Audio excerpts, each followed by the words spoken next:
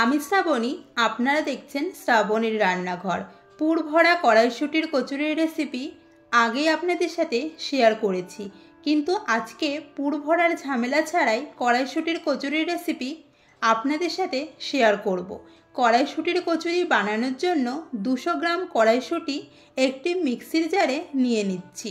সাথে অ্যাড করছি আদা কুচি, 5 থেকে 6টা কাঁচা লঙ্কা, 1 চামচ লবণ, 1 চামচ হলুদ গুঁড়ো ও সামান্য জল দিয়ে একটি পেস্ট রেডি করে নিচ্ছি।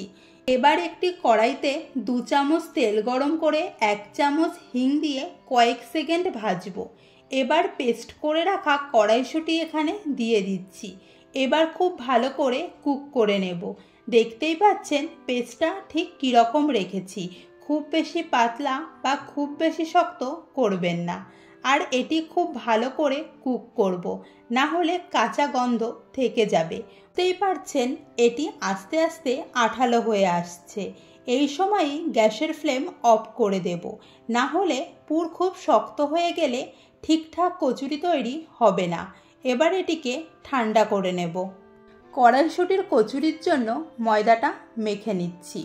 প্রথমেই দেব ময়দা, তার সাথে অ্যাড করছি স্বাদমতো লবণ ও 2 চামচ তেল। খুব ভালো করে মেখে নিচ্ছি।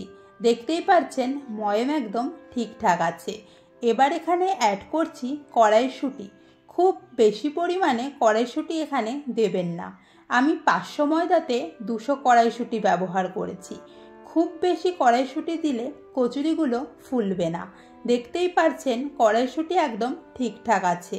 এবার হালকা গরম জল দিয়ে মেখে নেব। জল খুব অল্প লাগবে।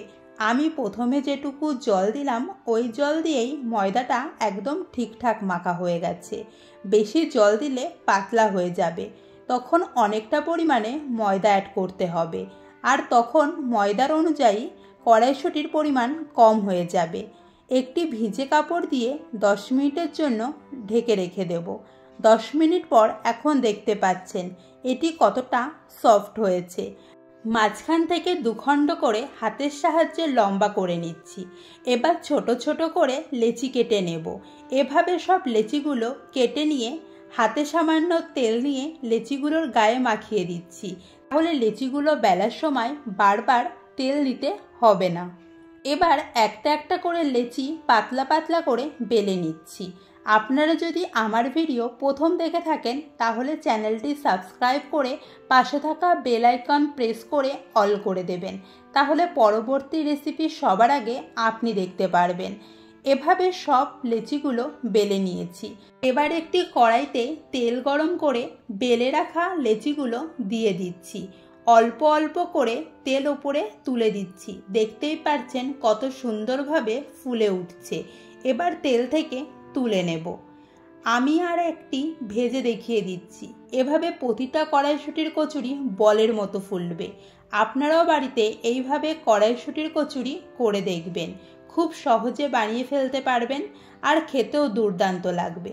তাহলে রেসিপিটি কেমন লাগলো অবশ্যই কমেন্ট করে জানাবেন। দেখা হচ্ছে পরবর্তী ভিডিওতে নতুন রেসিপি নিয়ে।